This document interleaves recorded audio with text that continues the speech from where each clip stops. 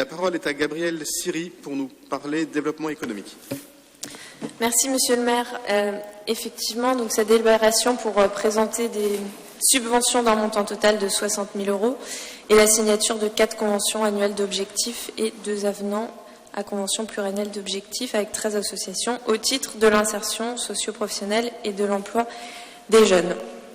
Et ce, dans un contexte évidemment où la crise économique et sociale que nous vivons expose en particulier les jeunes à des difficultés d'insertion sur un marché du travail déjà très précarisé. Donc le 18e est concerné à 2 titres, 2 subventions d'un montant de 3 000 € chacune. La première à l'association Réussir Paris 18 pour son action accompagnement à l'inclusion sociale et professionnelle des jeunes de 16 à 25 ans à travers le sport. Et une seconde subvention à l'association Salle Saint-Bruno pour son action réseau de proximité à l'insertion professionnelle, pour l'insertion professionnelle des jeunes, Parce que ces associations sont concernées par un projet qui nous tient tous à cœur, permettez-moi d'en profiter pour dire un mot du projet Territoire zéro chômeur de longue durée, qui nous mobilise beaucoup dans le 18e depuis le début de cette mandature, mais également, je le sais, qui a beaucoup mobilisé l'équipe de la mandature précédente. Territoire zéro chômeur de longue durée, c'est une association d'abord et c'est un pari également.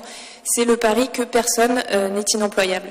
Personne n'est inemployable sur un territoire, alors que, me direz-vous, le chômage de longue durée est pourtant un fléau qui frappe de plus en plus de nos concitoyens. C'est vrai, et c'est pourquoi le pari Territoire zéro chômeur de longue durée mise sur une méthode qui fait confiance au territoire pour sortir ses habitants de la précarité. Comment? L'idée, c'est d'identifier sur un territoire donné les compétences des habitants privés d'emploi et d'identifier les besoins non remplis des entreprises, des associations ou tout simplement de la vie de quartier. Et donc, le projet, c'est de mettre en lien ces 2 ensembles pour permettre de sortir les habitants de la précarité. Grâce à l'action, où en sommes-nous?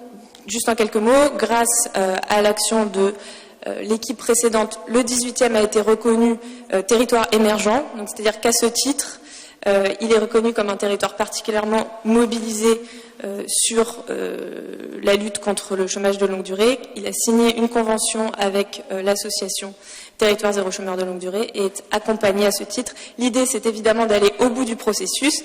Le bout du processus, c'est l'habilitation et donc à terme de pouvoir bénéficier d'un soutien public pour financer les emplois de ces habitants qui retrouveront le chemin de l'emploi sur notre territoire. Les quartiers qui ont été particulièrement identifiés à ce stade sont Valentin-Abeille et Charles-L'Ermite. Et l'objectif, c'est notamment de bénéficier, donc c'est les quartiers de résidence des personnes privées d'emploi que nous allons prioritairement cibler.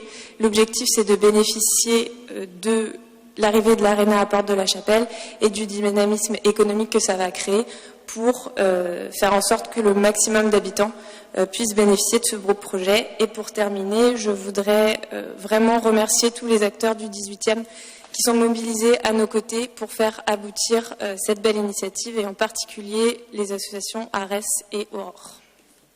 Et je vous invite bien sûr à voter la délibération dont j'ai parlé en début de prise de parole.